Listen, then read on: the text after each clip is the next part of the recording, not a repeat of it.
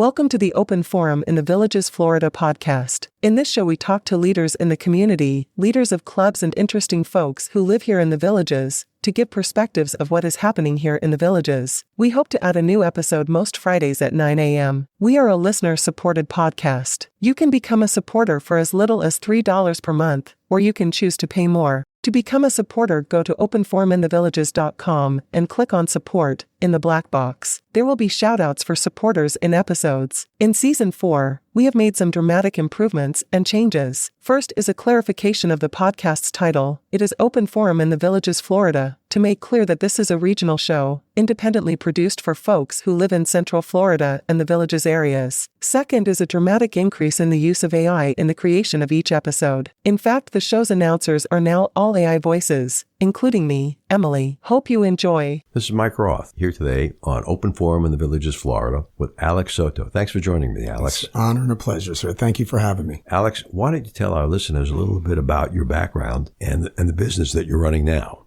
All right. Well, I'm a stand-up comedian presently. I've been a stand-up comedian for 6 years. And people ask me where I get my material from. And I say, well, when you're growing up in a community that's mostly retired people and you raise two daughters by yourself with immigrant parents, the material writes itself. So that's kind of my gist, you know. So I opened up a place in the north side of the Villages in Summerfield, Florida, called The Joke Joint. It's at 13685 US 441 in Summerfield, in front of Del Webb Spruce Creek, next to Grandma's Cafe. Okay. And how long has the Joke Joint been open? We've been open since Cinco de Mayo, June, July, August, September. So 4 months now. And what kind of acts have you booked into the Joke Joint? So we have a rotating schedule. It's the same every week. On Wednesdays at 7 p.m., we have Patrina's music trivia show. We have karaoke. We have ballroom dancing. And then on Thursday nights, we have 7 p.m., we have live music, different act every week. And then on Friday and Saturday nights, we have professionally produced adult comedy shows. And then on Sunday, we have a rotating schedule at 4 p.m. that we like to call the Sunday Fun Day. And then we have other acts that happen at 7 p.m. that's on a rotation as well. Open mics for the local comedians in the state, as well as a late night talk show, et cetera, et cetera. We got all kinds of stuff booked coming up for the winter. What is this late night talk show all about? So I've been here since I was here before here was here. We got here in 81, 80, and I've built my whole life and all the stuff that I do now, I built it on nostalgia. So I'm opening up we're shooting to have it done by November, December at the latest, twice a month, the second and fourth Sunday at 7 p.m. We're going to be hosting a Johnny Carson-style late night show that will be free to see. You just have a drink or two while you're there. Dinner's provided, and it'll be filmed in front of a live audience, and we will be uploading it on Facebook Live and YouTube television so that the people at the independent living facilities that I work with, as well as some of the shut-ins, can get a chance to be part of the entertainment without being able to necessarily come out. And even villagers who have access to computers can watch you via Facebook or YouTube, TV. And we're going to be setting it up like the traditional format, which is I'll be at the desk. There'll be a guest, 3 guests, then a live musical artist, and then the show will wrap up with a Q&A, which will be kind of interesting considering a lot of times we get to watch the entertainers that we like from the audience, but we never get a chance to talk to them from the stage. Yeah. And your seating will be about 80 people? Correct. Yeah. And since you've opened the club, besides yourself, who have been the most popular acts that you've had? Well, fortunately for me, and this is just a little behind the scenes, Florida is the second largest concentration of entertainers in the country, based on the cruise ships as well as the cities with the big airports. So I have a tremendous Rolodex of talent. One of the people that I use regularly is the #1 Carnival Cruise comic, Jersey Jean, the Haitian Sensation, as well as Danny Johnson, who's got 3 specials on Dry Bar on YouTube, as well as, the list goes on, Alex Yu, who's got a Netflix special, as well as Killer Bees, who was the host of the Discovery Channel Moonshiners program. We have all these acts. Michael Winslow, who did the sound effects from Police Academy. We got him coming up next year. We've got all kinds of stuff lined up, as well as a lot of the cruise comics that people see every day. And we just book them left and right. I'm booked all the way till February with nothing but nationally touring, headlining professional comedian. Have you ever thought of doing a magic show? We actually have Greg Solomon locally from Ocala, who does a family-friendly magic show who's been doing tremendous. We also are about to book Neil Sayer, who is a huge Vegas act, who is an illusionist who, let's just say because Florida was more open than other places, a lot of these entertainers are moving and they're buying places up locally. So now Neil Sayer, who's a big Broadway act in Vegas, is now accessible to me because he lives nearby. Good.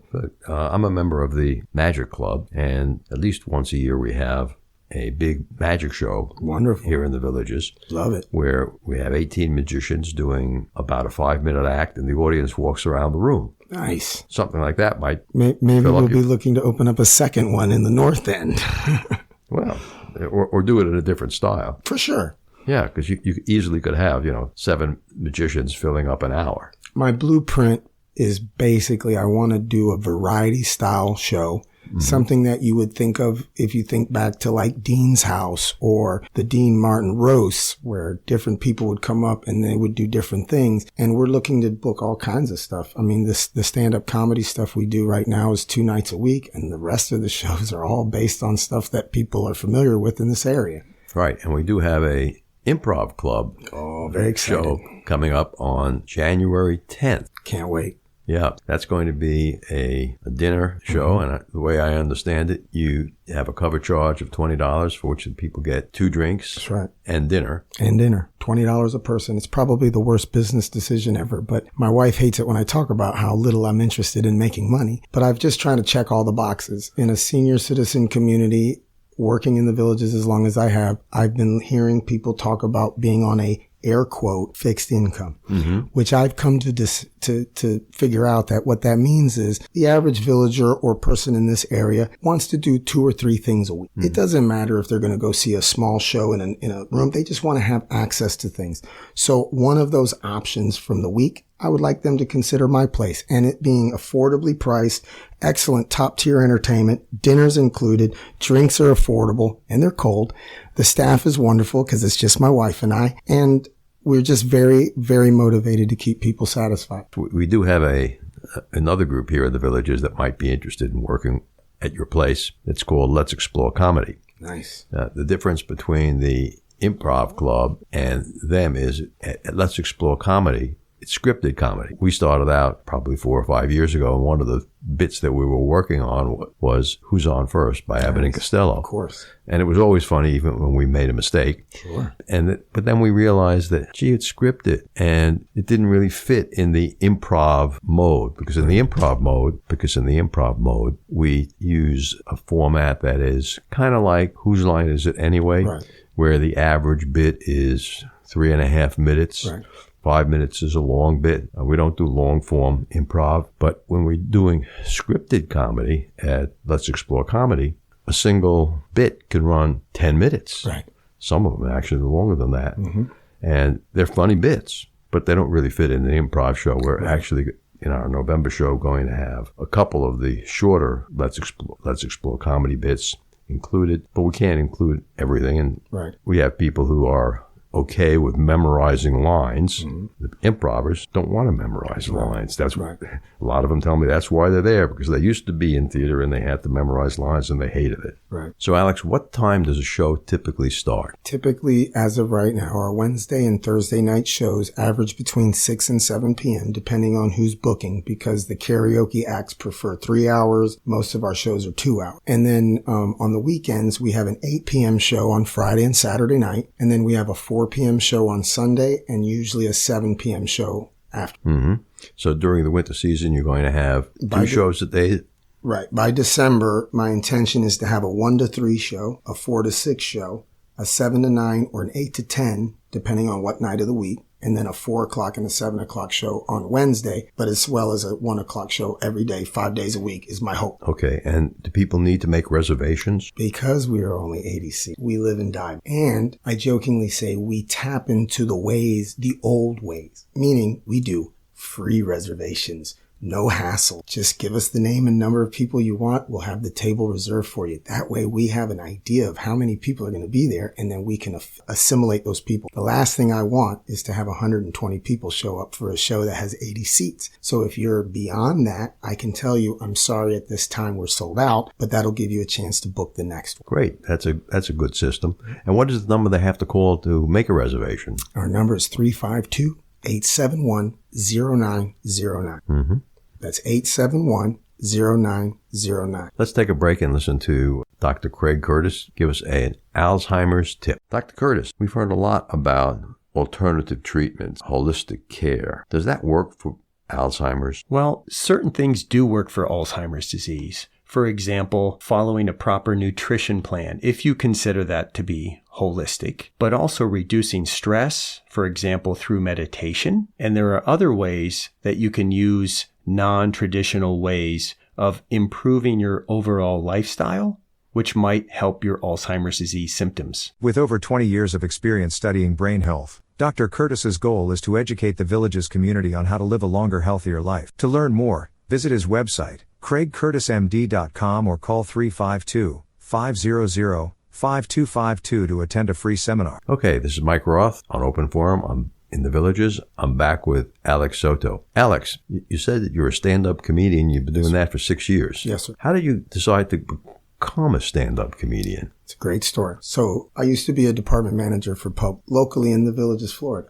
I was considered a bit of a lunchbox hero. Let's say I was the Vince Papale of the village comes to entertaining. I would just talk to the people while they're waiting in line to get their sliced meat and cheese. So my youngest daughter was starting her 11th grade year, and I started seeing the timeline because both of my daughters graduated from the village's charter school. So I knew that by the time my youngest daughter graduated, I may have completely fulfilled my commitment to the Villages due to the fact that I wanted my daughters to attend that school. Sure. So when my daughter was scheduled to graduate in August, I had a plan in place a year prior to where I was going to figure out if I could viably get out from underneath the management umbrella of Publix, because Publix is a great place to work and they pay very well. So when you're in a state that doesn't do that very often, you want to double check your thoughts before you leave a good thing. But I felt like I could do more for myself than I could for them. So I retired, and for 1 year I was driving Uber and doing a chauffeur business. And while doing that, I was listening to podcasts that were like Joe Rogan Experience and The Fighter and the Kid, and they talked about doing stand-up comedy. So on a whim, I decided to go and do an open mic. And I talk about this often, that if you are doing well, your family's good, your kids are great, your money's being made, your bills are getting paid, and year after year that happens, you end up kind of becoming numb to what's going on around you. So the second that I got up on that stage, it was so out of my wheelhouse, it felt like I was walking through Jell-O. And I felt this certain kind of way that I had not felt in so long that I became addicted to it. Mm-hmm. And then the silly curveball that in 2016, I won Marion County's Got Talent. It was a production that was being done at the Ocala Fairgrounds, and we were doing a show, and I entered. I got a call back months later that says, congratulations, you won Marion County's Got Talent, because I submitted a tape with my bits on it. And I told him, I said, well, I really don't know what you guys are about, but next year y'all need to book me to help book the talent, because I could not have been the most talented person in Ocala. Mm-hmm. And she goes, well, it just so happens you're the only one who entered.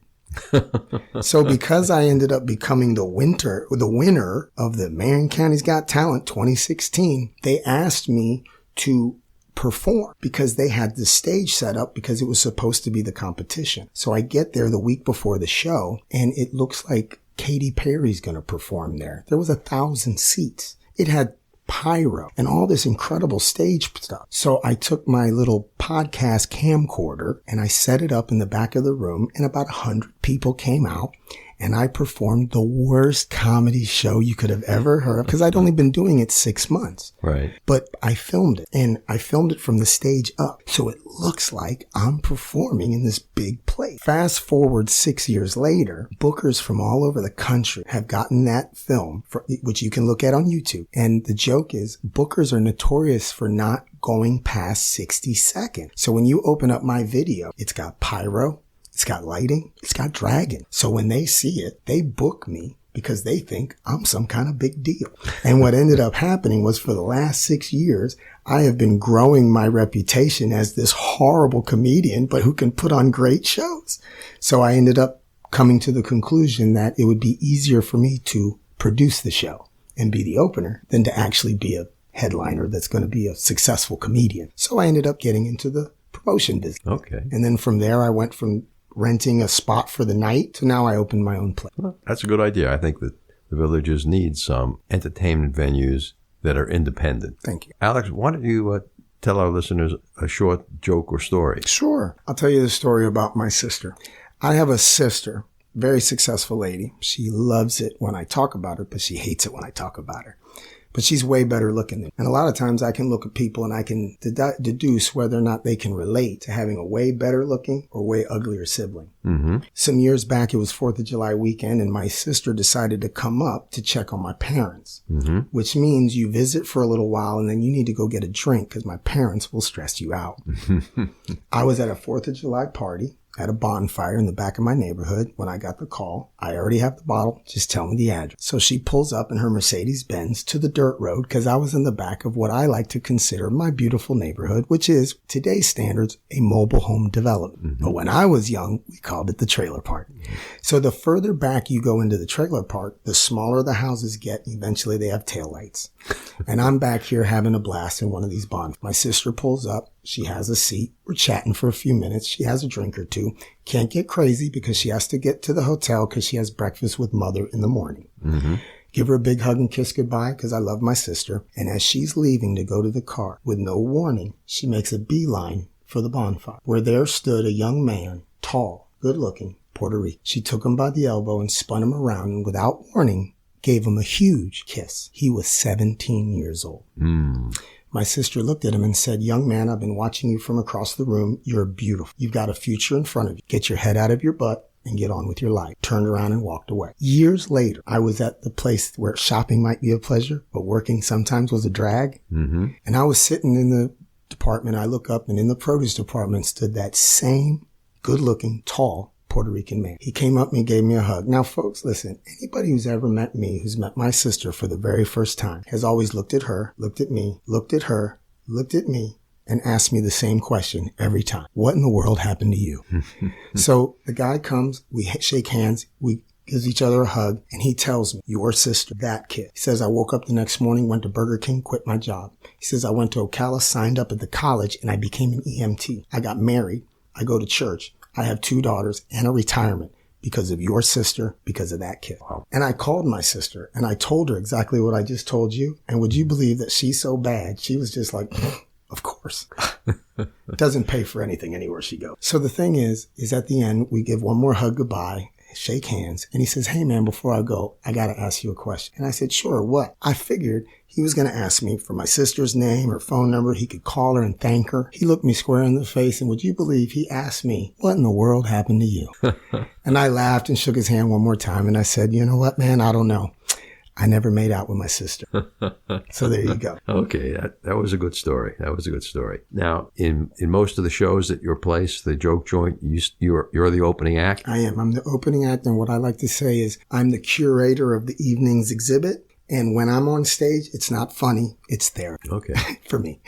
Well, good. And when are you going to start this Tonight Style late night show? We're shooting to be up and running professionally by December. We're ordering the cameras. We're getting everything in place. And yeah, we're shooting to start maybe soft opening it in November and then crushing it come December. That's good. That's good. We have a few people in the improv group that definitely would be a good guest. Can't wait. You'll meet John Case. Okay. He's got one of the supporting roles in Grumpy Old Man. Okay. And you'll meet Wayne Richards. Mm-hmm. He's a phenomenal keyboard artist and singer, and we're having him do it support for the improv show in November. One of my favorite things about the Village, the stories, the history that all these different people have, that you just rattled off 4 people that would probably be once-in-a-lifetime relationships if you were lucky enough to cross them, and now you know 4 of them. That's what I like about this area. Wayne's written the movie scores for 3 or 4 movies, right. Written a couple of shows himself, mm-hmm. and is a heck of a performer. Amazing. Yeah. I mean, there was just some really great people that you can interview. It's like a cruise ship that never leaves. Right, The right. conga line is in Right. front of the door. It passes by. Right. Have you ever met Dean Corbett? I think so. He's maybe not. He's a short guy. Okay. He's a New York SAG actor. Okay. And for 10 years, he taught the Actors Workshop in the Villages. And now he's teaching at the Enrichment Academy. That's something. But he might be a good one to have on because he can tell you stories about some famous actors that he worked with. Can't wait. Yeah. And you're going to do that between what hours of the day? Wednesdays to Sunday, we're basically open currently from 5 p.m. to 10 question mark. Mm-hmm. And then by November, we'll be opening by 3 o'clock. And by December, we'll be opening at 1 o'clock. Mm-hmm.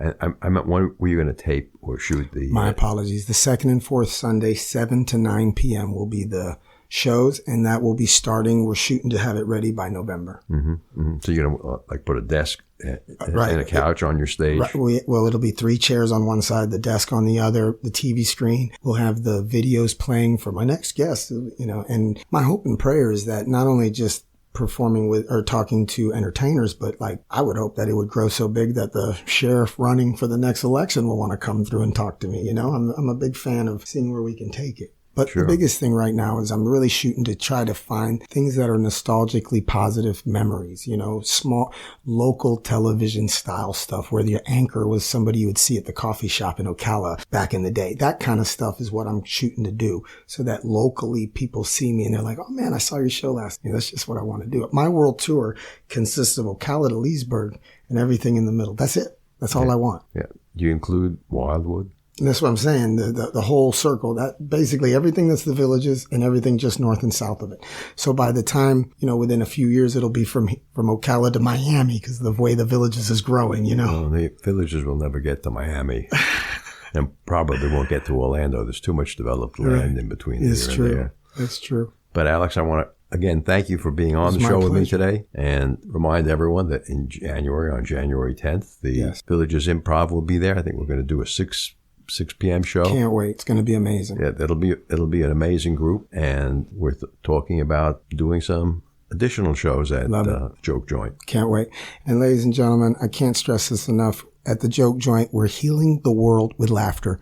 It is a lot easier, less muscles to smile than it is to frown. And we like to call ourselves a pleasant distraction for a couple of hours. Right. Again, tell our listeners what the telephone number is to call to make reservations. 352-871-0909. Alex, thanks for joining us today. Thank you so much for the opportunity. Remember, our next episode will be released next Friday at 9 a.m. Should you want to become a major supporter of the show or have questions, please contact us at mike@rothvoice.com. This is a shout out for supporters Greg Pangian, Tweet Coleman, Dan Capellan, Ed Williams, Alvin Stenzel, and major supporter Dr. Craig Curtis at K2 in the Villages. We will be hearing more from Dr. Curtis with short Alzheimer's tips each week. If you know someone who should be on the show, contact us at mike@rothvoice.com. We thank everyone for listening to the show. The content of the show is copyrighted by Roth Voice 2023, all rights reserved.